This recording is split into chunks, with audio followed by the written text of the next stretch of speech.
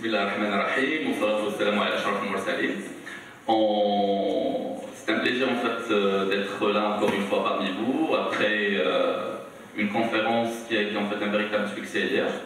C'est un plaisir de traiter encore une fois aujourd'hui non pas seulement d'une seule thématique mais d'une double thématique et non pas des moindres, une thématique en fait des plus riches puisqu'aujourd'hui on va parler de la gestion en fait des risques et deuxièmement de la veille technologique.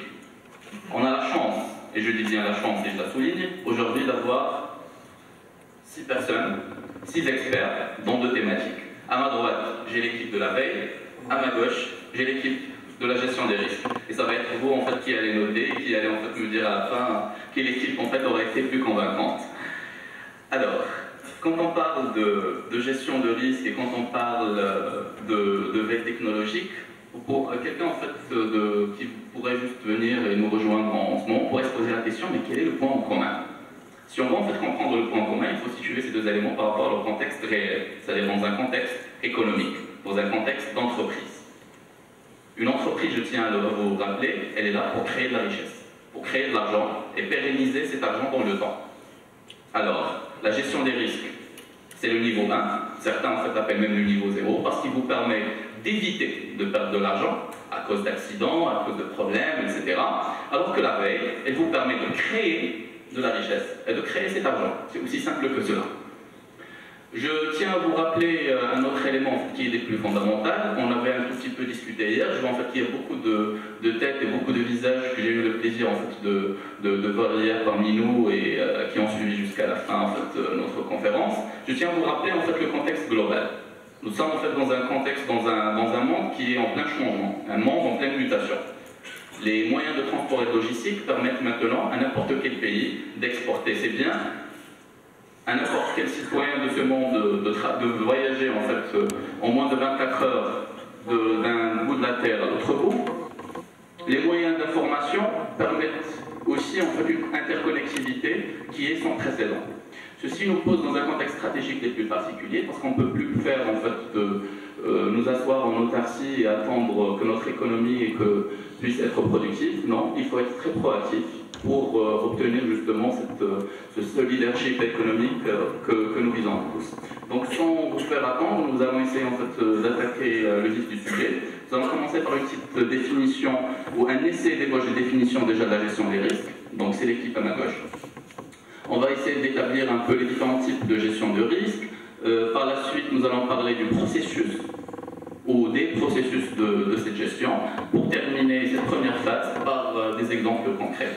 Donc, je vous en prie, je pense que mon ami, en fait, Simon Tasser, a des choses très intéressantes à vous dire. Je vous en prie, Simon Tasser. Merci. Donc, effectivement, on parle de gestion des risques. La première des choses, c'est de se mettre d'accord. Qu'on se mette tous d'accord, c'est très important. Voilà, sur qu'est-ce qu'un risque. Qu'est-ce qu'un risque et qu'est-ce que ça représente de manière scientifique? Comment l'identifier dans un cadre d'entreprise, dans un cadre économique particulier? Je vais vous livrer en fait une définition un peu littéraire en guillemets d'un risque et puis je vous expliquerai un peu de manière plus scientifique pour les ingénieurs que vous êtes qu'est-ce que c'est, comment on peut l'identifier concrètement. Donc un risque, simplement, c'est tout événement dans la survenance, dans un horizon de temps défini, empêcherait l'atteinte des objectifs escomptés. Donc c'est tout ce qui peut m'empêcher d'atteindre un objectif. C'est aussi simple que ça, c'est pas autre chose. Et ça, il faut le comprendre. Voilà, parce qu'une entreprise, c'est quoi? C'est une combinaison dynamique de ressources pour atteindre des objectifs. Donc c'est tout ce qui peut affecter ces ressources qui sont elles-mêmes utilisées dans un cadre d'un processus et m'empêcher d'atteindre un objectif. Scientifiquement, c'est quoi un risque? On le caractérise par 3 composantes. Il y a la première composante qu'on appelle le péril. Le péril, donc c'est un danger, c'est l'événement aléatoire. Et ça, c'est très important. On ne peut parler de risque que s'il y a la notion d'aléa. S'il n'y a pas la notion d'aléa, ben c'est un problème avéré, c'est un dysfonctionnement, c'est une doléance, c'est tout sauf un risque. Donc le péril qui touche une ressource critique, ou une ressource tout simplement, qui elle-même est utilisée dans le cadre d'un process, donc ça c'est la deuxième composante, la ressource.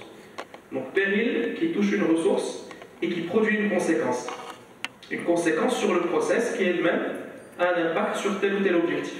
Donc ça, c'est les trois, c'est le triptyque qu'il faut retenir. C'est une définition du risque qui date de 1974, de l'ARM, c'est en Amérique, donc c'est là où les premières notions de risque sont nées. Voilà, donc c'est un péril qui touche une ressource et qui produit des conséquences sur le process qui elles-mêmes ont un impact sur l'objectif. Donc c'est ce qu'il faut retenir, grosso modo. Comment on le caractérise? Donc le péril qui touche la ressource, on le caractérise par ce qu'on appelle la fréquence, la probabilité de survenance. Donc c'est là où on parle de péril, de la notion aléatoire, et qui produit un risque. On parle de risque quand il y a ces trois composantes, et quand on arrive à mettre un F, c'est-à-dire à qualifier une fréquence et un impact pour le risque. Ça, c'est le risque. Qu'est-ce que gérer les risques? Qu'est-ce que le risk management? Le risk management, c'est tout simplement, bon, c'est une démarche de gestion, il faut le savoir, donc on est dans du management, c'est une démarche de gestion rigoureuse, c'est-à-dire rigoureuse qui est basée sur des outils, sur une méthodologie particulière, qui est intégrée dans chaque activité de l'organisation, c'est-à-dire à la fois au niveau des activités opérationnelles et stratégiques. Parce qu'il faut savoir qu'aujourd'hui, quand on parle de risk management, on ne parle pas uniquement de gérer les risques industriels ou de gérer les risques financiers, mais c'est vraiment tout le spectre des risques que vous devez gérer en entreprise est très large. Ça va des risques stratégiques aux risques de conformité, en passant par les risques opérationnels, les risques liés à l'information financière. Vraiment, quand vous faites votre analyse des risques, il faut que votre approche d'identification soit ce que j'appelle multidimensionnelle. C'est-à-dire que la recherche de connaissances par rapport à un risque ou l'identification des risques doit se faire donc à tous les niveaux, tout ce qui est opérationnel, stratégique, interne, externe, mais aussi passé, présent, futur. C'est-à-dire que n'est pas un risque uniquement ce qu'on a déjà vécu. Ça, c'est une notion qu'il faut vraiment... parce qu'on a tendance dans les entreprises, au fait, les gens, quand ils identifient le risque, ils pensent uniquement à ce qu'ils ont déjà vécu ou à des choses des choses qu'ils ont vues par ailleurs. Alors que normalement, on utilise ça, c'est vrai, parce qu'un risque déjà survenu peut arriver, mais il faut aussi intégrer un peu la dimension prospective dans la recherche d'informations. Même si, et n'ayez pas peur du ridicule, je le dis et je le répète, parfois on a tendance à faire des scénarios de risque qui peuvent un peu, nous valoir un peu quelques remarques un peu particulières, mais n'ayez pas peur de ça. Donc l'exercice d'identification des risques doit être vraiment large. Donc suite à cette identification des risques qui est le premier maillon de la chaîne du risk management, on identifie les risques, on les évalue, ces risques-là, on les évalue, c'est-à-dire par rapport aux deux composantes que j'ai citées tout à l'heure d'un risque, c'est-à-dire la fréquence et la gravité. Donc on a identifié un risque en utilisant le triptyque péril, ressources, conséquences, c'est-à-dire on voit toutes les ressources de l'entreprise. Donc pour ce faire, on fait une analyse de process. Après, on voit tous les périls qui peuvent affecter ces ressources et les conséquences. Donc ça, on a notre liste de risques. Après, on évalue ces risques par rapport à leur fréquence et à leur gravité. Donc on a une évaluation. Et après, suite à ça, on fait du management, c'est-à-dire qu'on décide que va-t-on faire de cela. Et ce qu'il faut savoir en risk management, contrairement par exemple à l'audit ou à d'autres disciplines, il y a cette notion de prise de décision. C'est-à-dire aujourd'hui, nous avons un risque, on l'a identifié, on l'a évalué, on prend une décision. Qu'est-ce qu'on fait? Est-ce qu'on estime que le dispositif de maîtrise actuel est satisfaisant ou pas? Est-ce que ce risque est en dessous des seuils de tolérance établis par les actionnaires ou le management?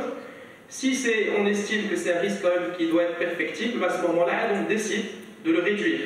Mais on n'y va pas automatiquement, c'est ce qu'il faut retenir. Et c'est ça la notion de management. C'est pas parce qu'on a identifié 36 risques qu'il faut tous les réduire, parce que pour certains, il se peut que le niveau de maîtrise soit satisfaisant, il se pourrait que le niveau de tolérance fixé par les actionnaires soit acceptable. Donc, voilà, évaluons les risques, choisissons de les réduire ou pas. Si on décide de les réduire, il y a deux axes. Pour réduire un risque, comme je vous ai dit, un risque se qualifie par une fréquence et par une gravité. Donc, pour le réduire, on doit réduire F et réduire G. Pour réduire F, la fréquence, c'est-à-dire qu'il faut qu'on agisse sur les causes. On agit sur les causes, ça veut dire qu'on réduit la probabilité de survenance. Vous êtes d'accord? Et c'est ce qu'on appelle la prévention. Donc c'est là où on établit un plan de prévention. Ou bien on peut agir aussi sur G, sur la gravité, c'est-à-dire qu'on agit sur les conséquences, et à ce moment-là, on fait ce qu'on appelle un plan de protection. On peut aussi agir sur les deux. Partant de là, voilà, nous avons notre dispositif de réduction qu'on met en œuvre. Donc ça, c'est vraiment l'idée générale du processus de risk management. Il existe des normes internationales aujourd'hui pour cette discipline. J'en cite deux, et je fais un point particulier donc, sur l'ISO 31000 version 2009, parce que c'est la norme la plus récente. Il existe aussi une norme américaine, le COSO 2, qui reprend un peu la notion de management des risques dans sa globalité. Pour finir, si j'ai trois recommandations à vous donner par rapport à en fait, quels sont un peu les facteurs clés pour réussir l'intégration d'un dispositif risk management dans l'entreprise. Et je le répète, donc le spectre des risques que vous traitez doit être large. Parce qu'aujourd'hui, et d'ailleurs dans le dernier rapport du World Economic Forum Global Risk 2012, on parle de la notion d'interdépendance et d'effet systémique. Que déjà, un risque ne survient pas seul. Il peut en déclencher un autre, il peut être déclenché par un autre. Donc il faut avoir cette vision globale. 2, il faut ce que j'appelle réconcilier la notion de gestion et de mesure du risque. Donc on ne peut pas agir sur un risque sans l'avoir vraiment quantifié. Donc vous qui êtes ingénieur, sortez du... Parce que dans la pratique, on parle beaucoup de risques, mais de manière qualitative. Essayez de mettre des chiffres, de bien qualifier le F et le G. Et dernièrement, et c'est normal, c'est un processus de management, il faut gagner l'adhésion du management et des opérationnels à cette démarche. Je vous remercie.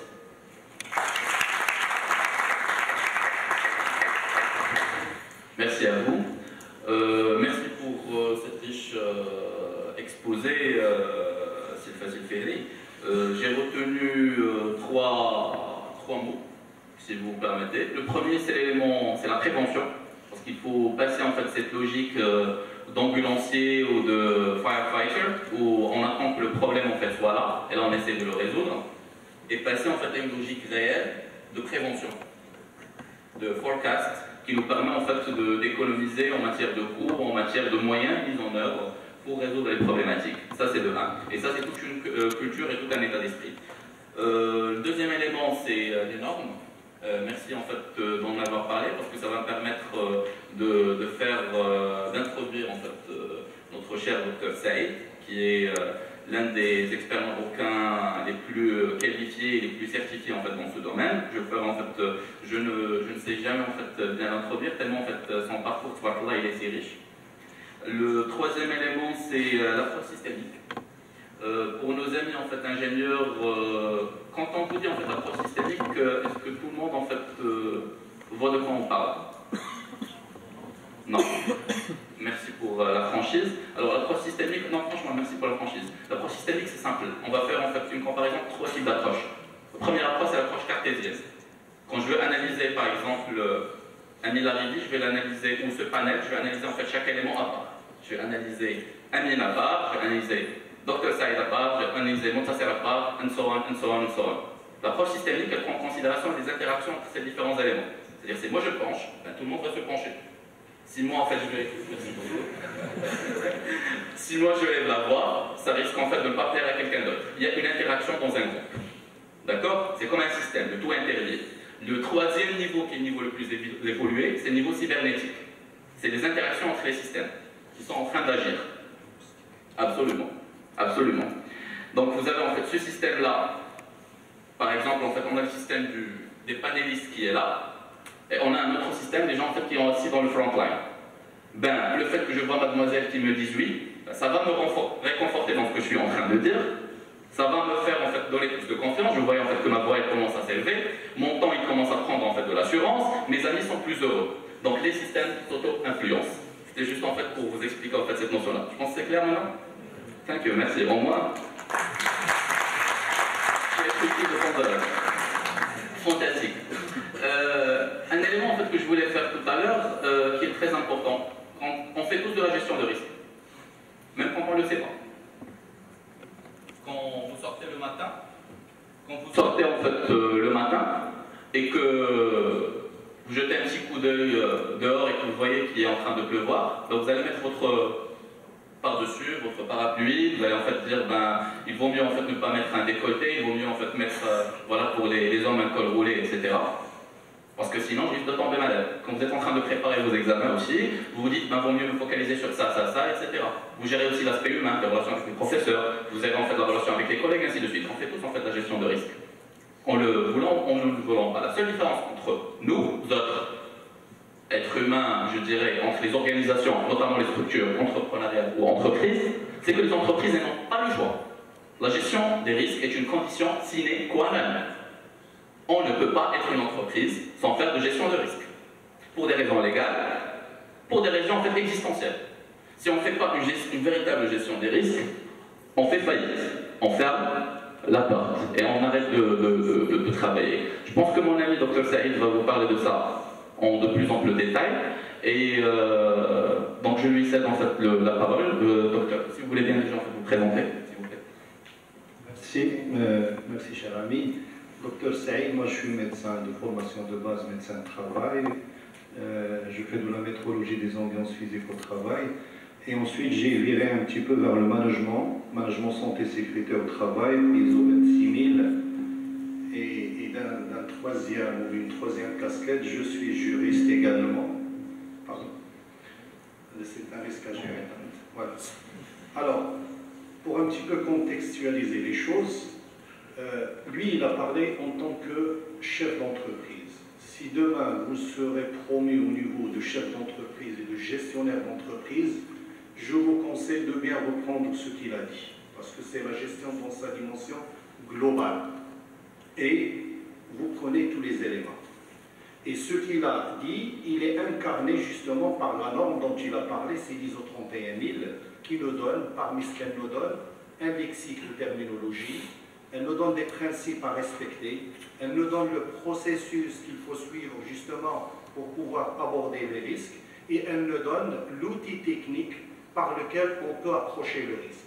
Et justement, mon rôle, c'est de vous parler de cet outil technique.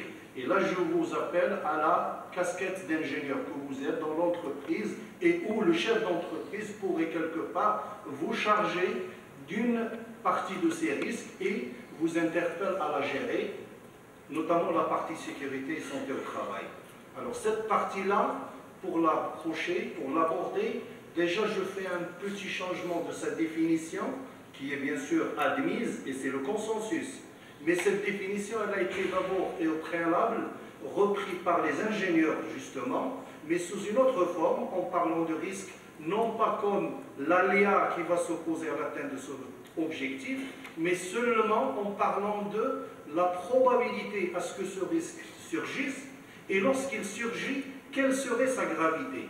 Si j'intègre ces deux éléments dans ma tête, je suis dans une approche de risque, je suis dans une approche où, justement, j'évalue et je pose une certaine dimension palpable à ce risque. Donc notre rôle, c'est justement de l'approcher et de pouvoir justement l'analyser, ressortir tous les facteurs, tous les éléments qui contribuent à ces deux paramètres afin qu'on puisse aller vers les solutions qui sont encadrées également par cette norme et qui sont encadrées par toute approche, bien sûr, de mise en œuvre et de réalisation d'objectifs, c'est-à-dire toute approche managérielle. Alors, si je zoome sur cette partie relative à l'analyse technique des risques, d'emblée, au niveau de l'entreprise, je vous précise qu'il y a deux grandes dimensions qu'il faut prendre. Il y a la dimension individuelle, c'est-à-dire l'être humain, le salarié à l'intérieur de l'installation. C'est une interaction entre ce salarié et son environnement, les outils avec lesquels il travaille, l'endroit où il se trouve, et j'approche mon analyse en voyant un petit peu tous les paramètres qui interviennent sur cet aspect-là, et dans lequel cas, je peux ressortir toutes les situations ou tous les actes ou toutes les substances qui peuvent quelque part altérer ou interférer avec sa santé. Et la deuxième dimension, qu'assez souvent on oublie, et peut-être elle est de taille que la précédente, et c'est ce qu'on appelle communément le risque technologique. Ça veut dire que je ne me focalise pas seulement sur le salarié, mais je fais un zoom, une méta-vision sur l'installation dans sa globalité, et je me dis que je ne parlais que de vulnérabilité lorsqu'il est à côté d'une citerne et lorsqu'il manipule un élément donné, mais ce que j'oublie, c'est l'explosion de la citerne, c'est le dysfonctionnement de la citerne, donc c'est la défaillance, mais à grande dimension. Là, ce qu'on appelle le risque technologique, lui aussi, il a des méthodes d'approche. Les principales méthodes, et je vais en parler dans le cadre de l'atelier, il y a celles qui approchent un petit peu cette grande dimension, c'est ce qu'on appelle l'index, c'est ce qu'on appelle le ASOP, le WATIF, et ce qui en suit. C'est des méthodes qu'on utilise, mais versus grande dimension et par rapport à l'installation. Et il y a des méthodes qui sont utilisées pour la partie salariée dans son environnement de travail. Généralement, la plus utilisée, c'est ce qu'on appelle une méthode de Kiné, qui nous permet de reprendre ces paramètres qui sont cités et par la norme et par les autres approches qui ont précédé la norme. Ça veut dire tout simplement avoir un outil qui me permet de prendre en considération trois choses. La probabilité que l'événement se produit, qui est l'événement fâcheux ou l'événement non désiré, la gravité que peut revêtir cet événement lorsqu'il se produit, et la troisième des choses, c'est ce qu'on appelle les éléments de maîtrise, ce qui est mis en place pour justement agir sur l'un ou l'autre. Et lorsqu'il agit sur la probabilité, c'est la notion de la prévention, parce que je lutte à ce que l'événement ne se produise lui-même. Mais lorsqu'il agit sur la gravité, je suis dans l'approche protection. Ça veut dire que je ne fais pas obstacle à l'événement, mais j'adoucis et je réduis ses conséquences. Je m'arrête là, et si j'avais besoin hier, je rajoute. Merci.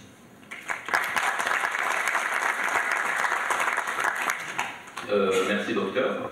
Donc si vous permettez, dans votre riche exposé, j'ai pu retenir beaucoup de choses. J'ai envie en fait de revenir à deux dimensions parce que nous parlons des ingénieurs et c'est des gens en fait très bien structurés. Donc je vais parler des deux dimensions notamment que vous avez très bien soulevées qui vont nous permettre de faire le fil par la suite, à savoir la dimension humaine et la dimension technologique. Donc je vais y revenir. En parlant de dimension humaine, nous avons la chance d'avoir avec nous en fait c'est Ulhian qui est directeur ressources humaines pour une bonne partie de l'Afrique et voire même en fait du Moyen-Orient pour une grande multinationale leader dans son domaine. C'est Ulhian. Comment vous gérez en fait cette notion de risque pragmatiquement, directement, votre expérience professionnelle? Très bien. Tout d'abord, moi je vais répondre à la question, mais je ne peux pas m'empêcher de remercier les gens qui ont veillé à ce que cet événement voit le jour aujourd'hui. Et juste pour partager ma petite expérience, je suis très actif lorsqu'il s'agit des écoles d'ingénieurs et des universités. Et j'ai eu la chance aujourd'hui de découvrir une école prestigieuse de par sa qualité de préparation, d'organisation. Donc merci infiniment pour la qualité de merci à la direction. Vraiment, on est très fiers et assurés de votre façon de gérer le risque lié au futur. Vous êtes des ingénieurs et avec vous, nous sentons la fierté d'appartenir à ce pays. Merci infiniment. Je me présente aussi, je suis directeur des ressources humaines pour Atlas Copco Maroc et aussi pour une partie de l'Afrique francophone dont on est responsable. Pourquoi je présente ça? Parce que c'est là où il y a le risque aujourd'hui lié au facteur humain.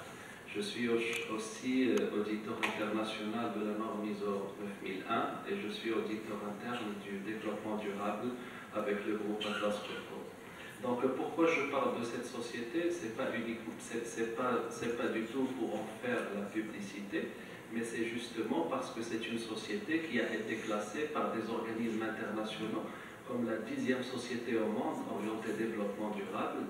Et si vous entrez sur Reuters sur Internet, vous allez aussi trouver ça, mais vous allez trouver que c'est une société qui a eu une note internationale de 99 sur 100 en ce qui concerne la gestion sociale qui intègre cette gestion du risque au niveau milieu professionnel.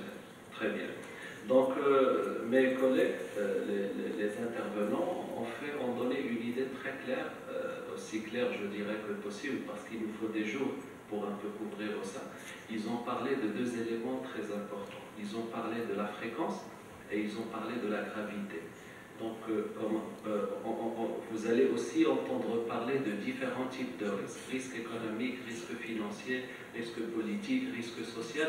Mais là où vous analysez, vous allez toujours trouver deux choses. La première, c'est le facteur humain, soit en tant que source, soit en tant que cause, soit en tant que maîtrise. Et vous allez trouver aussi une approche. Toujours, on va trouver une identification des dangers, on va trouver une analyse des risques, on va trouver une gestion. C'est Montasseur tout à l'heure l'a bien expliqué. La gestion, ça intègre aussi la notion du plan d'action. Et quand on dit action, c'est qu'il faut agir. Soit qu'on accepte le risque, soit qu'on ne l'accepte pas. Une fois qu'on l'a accepté, bien sûr, on va le surveiller. Une fois qu'on ne l'a pas accepté, on doit agir. Et quand on agit, on a plusieurs types d'actions.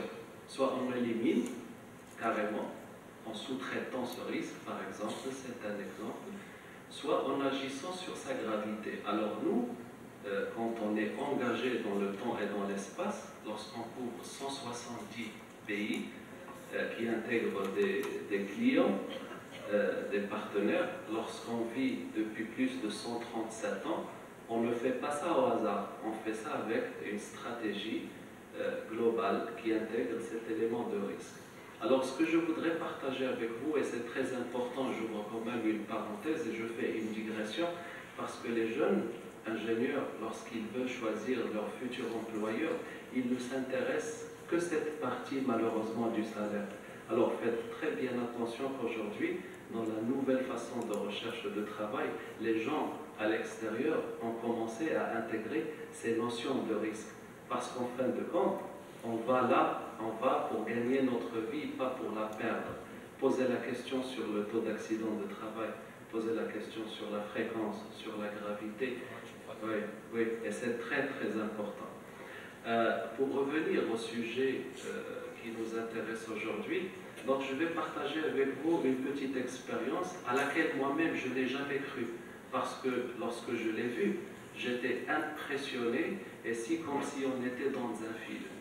Chacun de nos employés, qui sont 36 000 employés, a un numéro hotline de 24 heures qui normalement assure la couverture internationale sur le monde entier et 24 heures sur 24 heures. Je ne sais pas si vous pouvez voir ça d'ici. Donc c'est un numéro vert qu'on peut appeler à chaque fois qu'on a un problème au niveau de déplacement professionnel. Ça peut aller de la perte du passeport jusqu'à kidnapping, jusqu'à coup d'État, jusqu'aux attaques terroristes.